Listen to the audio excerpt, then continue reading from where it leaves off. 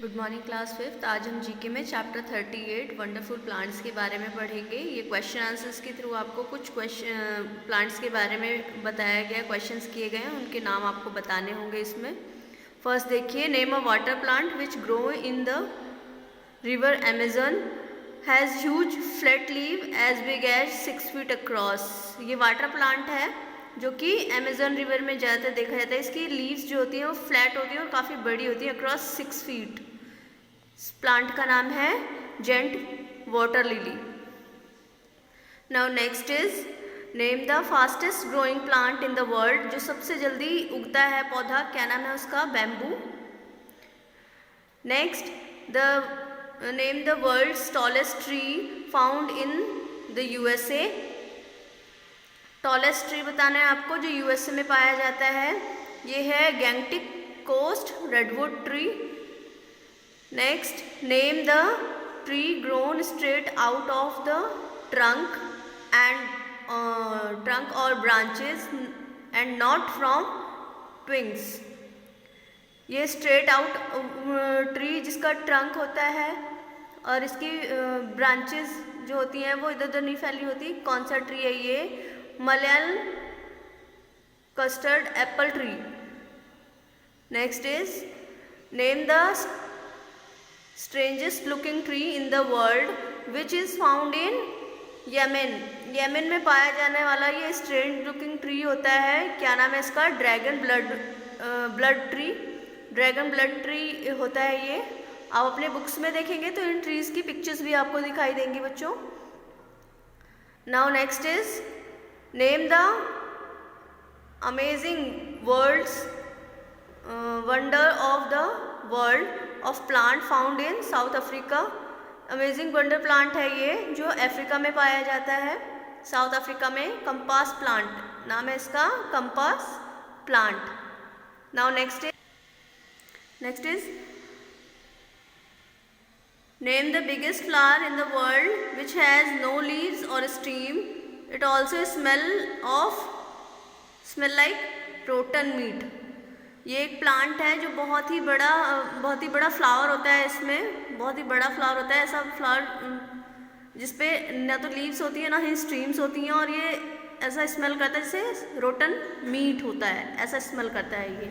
Rafflesia flower बोलते हैं इसको। ये फ्लावर होता है बड़ा।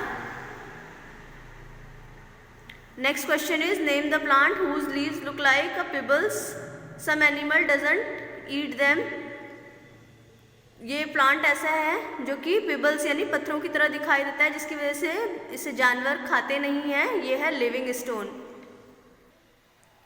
Now next chapter is chapter 39 coping with disasters. आपको कुछ क्वेश्चंस दिए हुए हैं डिसेस्टर्स के ही बेस पर कि क्या क्या प्रिकॉशंस आपको लेनी चाहिए। जैसे फर्स्ट क्वेश्चन दिया हुआ है, what precaution should be taken during earthquake. Earthquake के टाइम आपको क्या क्या प्रिकॉशंस लेनी चाहिए, ये क्वेश्चन है। इसके कुछ टॉपिक्स दिए हुए हैं, ये आप पढ़ेंगे तो आपको अच्छे से समझ में आ जाएगा। We should always have a first aid box. हमें फर्स्ट एड बॉक्स लेना चाहिए। We should not use electrical gadgets. We should stay away from buildings, electric poles and vehicles during earthquake.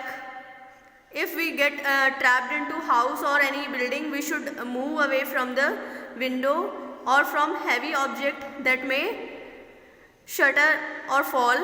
ऐसी जगह से दूर हो जाना चाहिए जहाँ पर कुछ गिरने का या किसी हैवी चीज़ से हमें चोट लगने का खतरा हो, वहाँ से हमें हट जाना चाहिए। Now next question is this, what precaution should be taken during the flood और सुनामी। फ्लड और सुनामी के टाइम पे हमें क्या प्रिकॉशंस लेनी चाहिए? We should follow the advice given by the flood control authorities. पहली बात तो हमें फ्लड कंट्रोल अथॉरिटीज़ की सारी बातें उसको फॉलो करना चाहिए, एडवाइस को फॉलो करना चाहिए। और ये कुछ टॉपिक्स दिए हुए हैं, देखिए।